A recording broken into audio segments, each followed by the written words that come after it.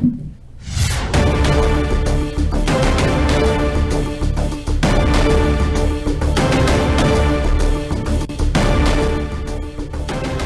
News చూస్తున్నాం. MLA Komatireddy Rajagopal Reddy ఆసక్తికర comments చేశారు.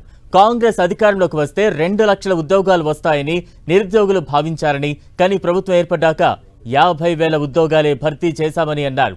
రాష్ట్రంలో ఉన్న 30 లక్షల మంది నిరుద్యోగులు ఇప్పుడు మిగతా 1,50,000 ఉద్యోగాలు అడుగుతున్నారని అన్నారు.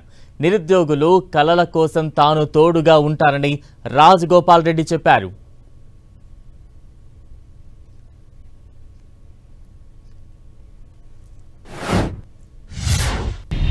కాంగ్రెస్ పార్టీ వచ్చిన తర్వాత 2 లక్షల ఉద్యోగాలు వస్తాయని చెప్పి గ్రూప్ 1 గ్రూప్ 2 అన్ని రకాల పరీక్షలు కూడా కాంపిటేటివ్ ఎగ్జామ్స్ పారదర్శకంగా పెట్టి మాకు న్యాయం జరుగుతుందని భావించింది.